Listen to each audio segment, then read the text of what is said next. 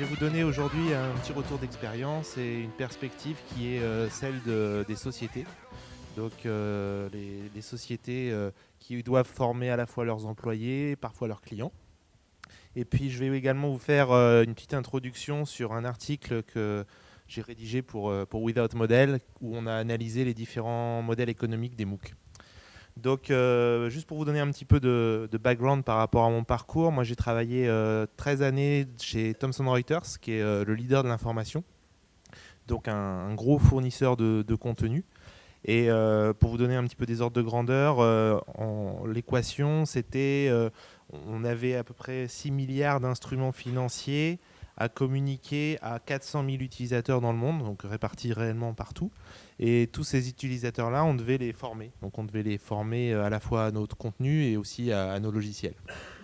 Et moi, j'ai eu plusieurs rôles dans la société. J'ai été formateur, j'ai aidé les différents utilisateurs à distance. J'ai également vendu les solutions. Et plus tard dans ma carrière, en fait, mon rôle, c'était vraiment de regarder les modèles économiques. Donc vraiment les équations d'optimisation sur comment on va servir nos 400 000 utilisateurs dans le monde avec 7 000 employés.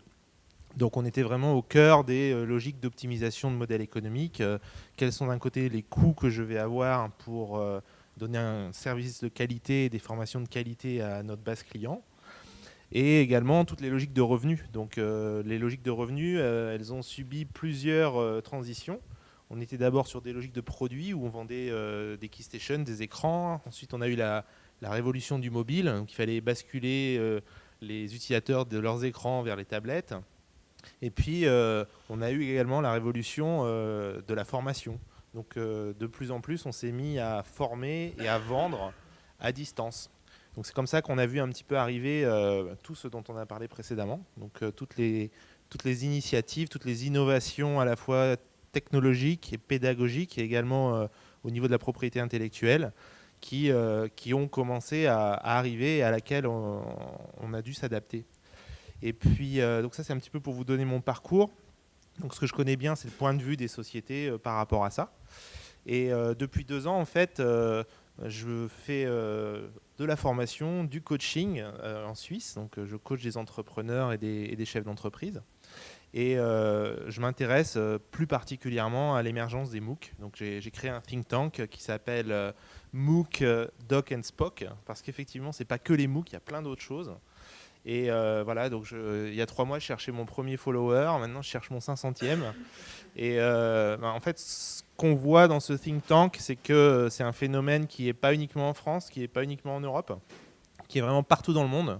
Donc, on a des initiatives dans à peu près tous les pays qui cherchent à promouvoir en fait ces nouveaux modes d'éducation. Et en fait, avec une méthode à la fois top-down et bottom-up, je me suis penché sur les modèles économiques qu'on voit émerger. Donc le top-down va consister à aller voir les grands de ce monde, les grandes plateformes de MOOC. Donc les Américains, évidemment, qui ont une stratégie hégémonique de conquérir le monde, donc les Coursera, les edX, et également les différents acteurs nationaux. Donc en Europe notamment, on a de nombreux acteurs nationaux qui émergent. Et puis, c'est aussi un monde d'entrepreneurs. Donc, il y a beaucoup de startups qui sont plus des startups, qui sont vraiment des acteurs majeurs, qui émergent également. Et donc, c'était très, très intéressant de voir comment tout ça se met en place au niveau des modèles économiques. Alors, pour vous faire une petite restitution de l'article, en fait, on voit plusieurs tendances émerger en termes de modèles économiques. Donc, il y a les modèles économiques B2B et les modèles économiques B2C. Donc, le B2C, c'est typiquement vous ou moi apprenant sur une plateforme qui est un business. Et donc là, ce qui se passe, c'est qu'on va de plus en plus monétiser le diplôme ou la certification. Donc Coursera, qui est le grand leader mondial, estime qu'il y a à peu près 20% des apprenants qui sont prêts à payer pour avoir un diplôme ou un certificat. Donc c'est un enjeu majeur pour toutes les sociétés et tous les instituts d'éducation, parce que c'est souvent là qu'elles vont avoir une capacité à générer de l'argent, à mettre leur marque sur un certificat, à mettre leur marque sur une accréditation que l'apprenant va souhaiter avoir.